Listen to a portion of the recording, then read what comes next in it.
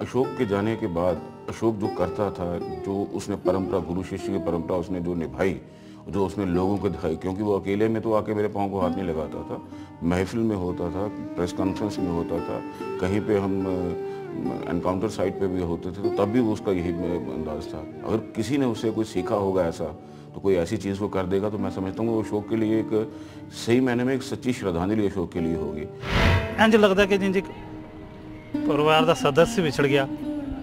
मेरे नाल काफ़ी टाइम उन्हें कुटिया, आलमोस्ट असी कवरे इकट्ठे होना और असी मजाक करते रहना एक दूसरे नाल। असी दोनों एको ही फंक्शन कई बार मिलना तो हसना एक दूसरे को देख के, हों कि बई असी पुराने लोग हाँ। असी शायद जिन्ने जूनीयर मुंडे उन्होंने रस्ता दसीए। एक मशल सी लोगों वास्ते खामोश रहना, ज़्यादा गल नहीं करनी किसी नाल। उन्हें इवन मैं उहदे नाल ज़्यादा मजाक करता हाँ, वो बड़ा खामोशी नाल अपना जवाब दिंदा सी। उहदी अखां जवाब दे छड्डदे सन, ये कह छड्डदियां सन। अपने दोस्तों और साथियों के साथ कंधे से कंधा मिलाकर चलना और हर गम, हर खुशी में सबसे आगे रहने का हौसला लिए ये दिवंगत योद्धा अपना आखिरी क्षण भी उन्हीं को सौंप गया। वो अनुभव जो था वो लाइफ का सबसे बुरा अनुभव था, लेकिन उस दिन जो हुआ वो तो ना ही देखने के लिए अच्छा है और ना ही सुनने के लिए अच्छा था। हम उनसे कुछ देर पहले ही पहुंच गए थे, कोई 7 बजे के करीब हम सुबह वहाँ पहुंच गए। जैसे ही सबको पता चला कि एनकाउंटर स्टार्ट हो गया है सांबा में, तो सब पहुंच गए वहाँ पर। पहुंचने के ठीक 10 मिनट के बाद सोडी साहब उस जगह पर पहुंचे जहाँ पर काफ़ी ज़्यादा फायरिंग हो रही थी। तो 8-10 लोग हमारे वहाँ खड़े थे, लेकिन पता नहीं क्या बात हुई, उस दिन सीधा आकर उन्होंने सीधा मेरे से हाथ मिलाया, मुझे पूछा कि नीरज क्या सिचुएशन है। मैंने उनसे कहा कि बहुत फायरिंग चल रहा है, बहुत फायर आ रहा है, आप आगे मत जाइएगा। तो उनके वर्ड्स जो हैं वो उस समय के वो आज भी मेरे कानों में गूंज रहे हैं। उन्होंने मुझे एकदम से अचानक एकदम से कोई जवाब देता ना, अरे नहीं मेरा दिमाग ख़राब है, मैं नहीं आगे जाऊँगा। इस तरह से उनका जो जवाब था मुझे, तो वो इतनी बात बोलकर वो 5 कदम आगे की तरफ बढ़ गया और मैं 5 कदम उनसे वापसी की तरफ आ गया। वो 10 कदम का जो फासला था वो उनको हमसे इतनी ज़्यादा दूर ले गया कि अब वो हमारे बीच में नहीं है।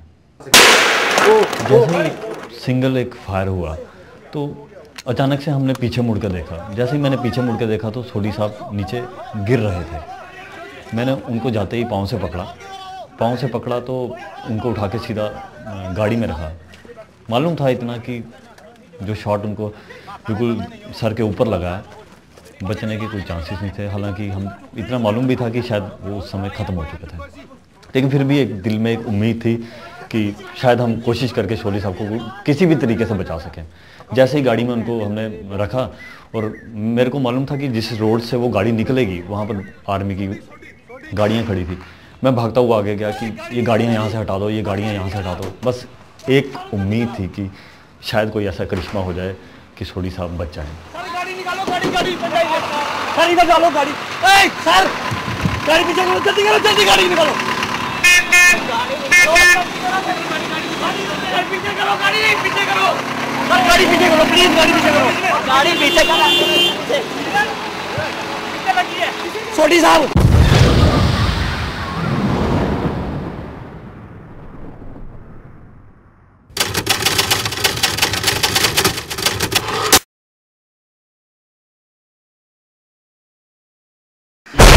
लगातार फायरिंग 7 घंटे से लगातार फायरिंग चल रही है। अब तक कुल 4 लोगों की मौत हो चुकी है, जिनमें एक हमारा कैमरामैन साथी है और बाकी सेना का एक हुआ है। 2 स्थानीय लोगों की मौत हुई है और 4 के करीब लोग घायल हुए हैं।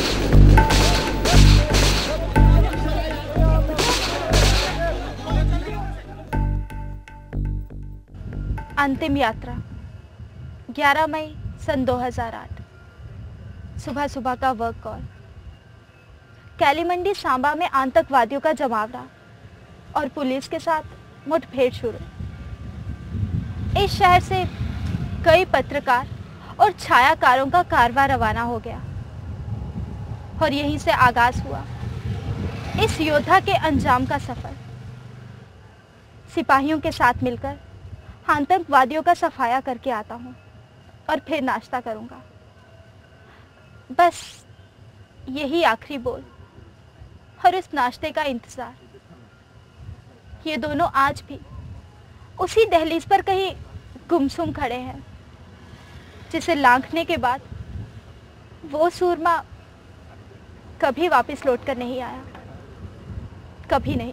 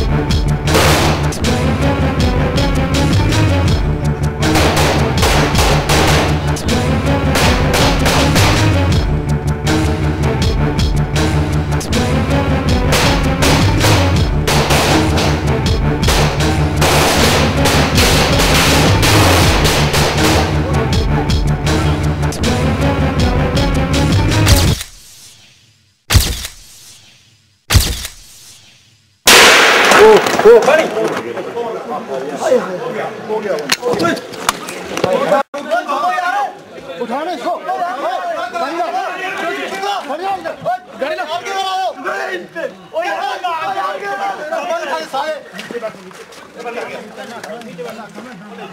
सामने नहीं हो गड्डी बाहर है गड्डी बाहर है गड्डी बाहर गड्डी बाहर रुक नहीं ना यार कोई यार चुप कर सी अपन भाई जम्मू ओए गड्डी चलाने कोई नहीं है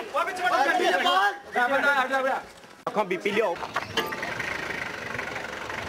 ओ गाड़ी निकालो आगे से ओ गाड़ी निकालो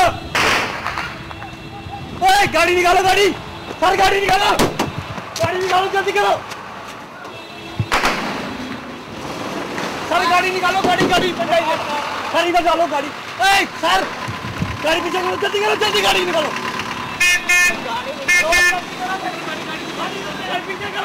पीछे करो सर गाड़ी पीछे करो प्लीज गाड़ी पीछे करो छोटी साहब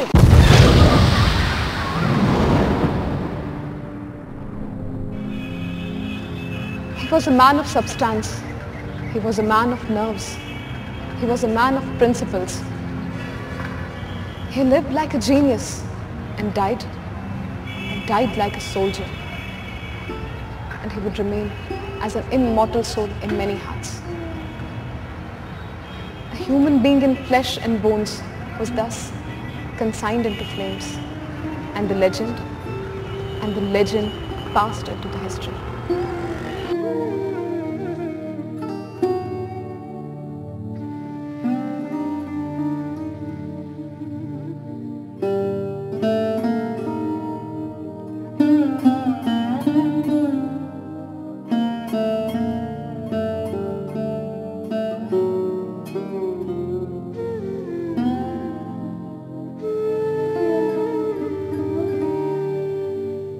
मेरे पापा बहुत अच्छे थे, मेरा बहुत ख्याल रखते थे। अब भगवान उनका ख्याल रखेंगे, क्योंकि अच्छे लोग भगवान को बहुत प्यारे होते हैं।